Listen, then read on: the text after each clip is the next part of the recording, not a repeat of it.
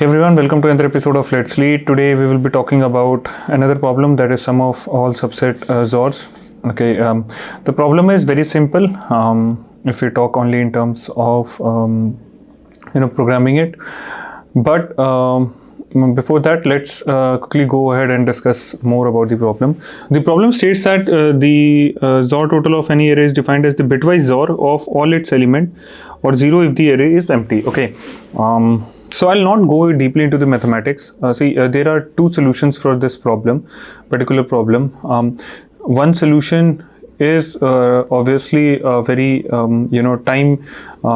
less time complex and space complex, but that is a bit of mathematical intensive. I would not go into that way of the solution. Why? Because then I would have to explain the mathematical aspect of that problem.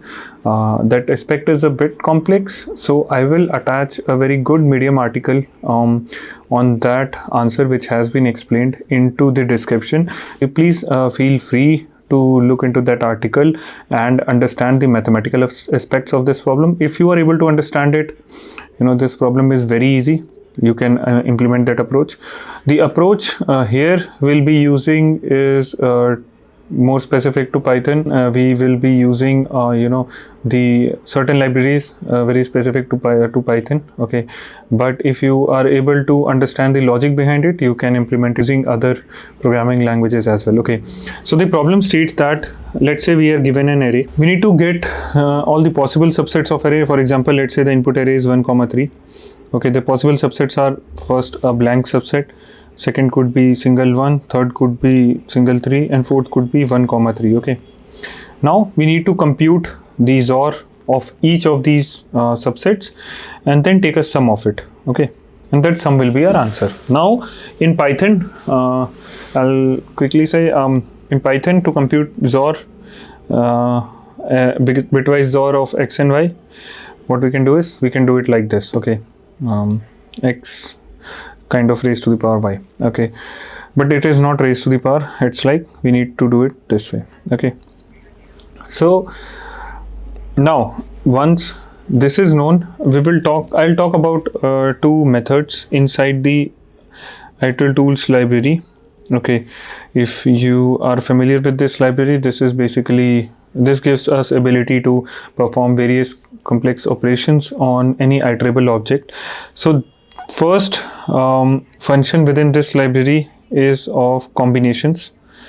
Okay, the combination module helps us to generate all the possible combinations of a particular iterable object, as simple as that. Second is the accumulate module. Okay, accumulate module, what it does is, let's say I have a iterable 1, 2, 3, 4. Now this function basically takes two parameters. First is the iterable object. Second is the function which you want to perform on it. Let's say you want to perform a multiplication, a division. You can write that in form of a lambda or an operator object. Okay, what it will do is, let's say if I pass this iterable, it will return me. For first, it will multiply this with itself 1, then it will multiply it with 2. Okay, multiplication of this, then whatever is the answer till here, that will be multiplied by 3, it will come 6. Then whatever is the answer until here, it will be multiplied by 4. 6 4 is 24. So this is what it does. It performs an incremental function, whatever you pass in the second parameter, on each of the elements one by one. Okay, so you can have multiplication. By default it is addition. If you don't pass anything, it considers addition.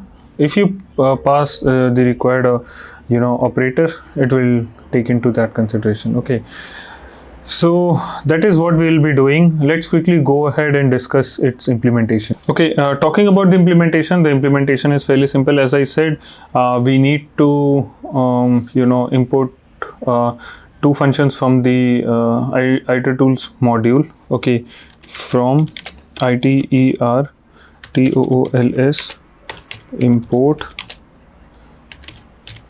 combinations,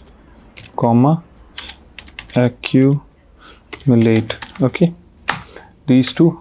So we'll have a resultant variable initialized to 0.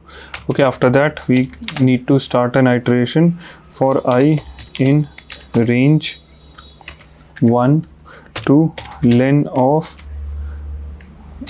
nums plus 1. Okay, after this, why haven't we started from 0? You'll understand.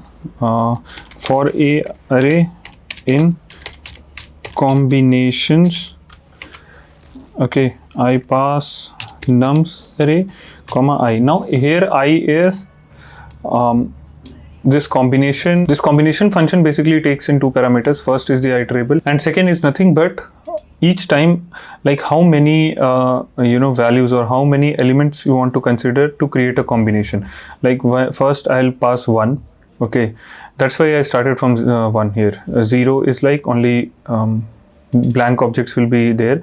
1 means it will pick up each element one by one and create a different subset out of it. 2 means once I pass 2, it will create two subset of 2 elements, and similarly, like it depends. Okay, इसके बाद we will write res.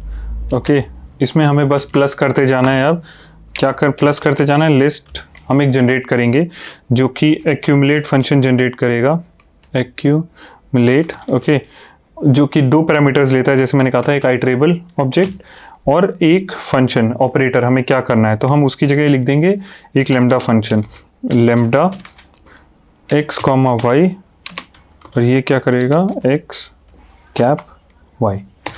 Okay, अब since ये list generate करेगा, एक iterative list generate करेगा. If you remember, मैंने जैसे example दिया था. ओके, ये क्या करेगा, जैसे मेरे पास फॉर एग्जांपल 1 2 3 4 है. ठीक है, तो सिंस यहाँ पे कॉम्बिनेशन जनरेट हो जाएंगे. पहले 1 2 3 4 का एक्यूमुलेट निकलेगा. ठीक है, 1 2 3 4 का एक्यूमुलेट करके सारा लैम्डा निकालेगा. फिर 1 2 2 3 3 4 का लैम्डा निकालेगा. इस तरीके से ये सम करते जाएगा हर बार. ठीक है, और इसमें ये लिस्ट जनरेट करेगा, राइट. तो लिस्ट में से जो लास्ट वाली वैल्यू है वो होगी मेरी टोटल सम. तो मुझे टोटल सम लेना है, लास्ट वाली value. That's why I am writing -1. ठीक है, इसके बाद एंड में रिटर्न कर देना है रेस को. Okay, let's quickly go ahead and submit this. So yeah this is the implementation. ये इम्प्लीमेंटेशन है. डेफिनेटली ये बहुत ऑप्टिमाइज इम्प्लीमेंटेशन है, बट एक इजी टू अंडरस्टैंड इम्प्लीमेंटेशन है.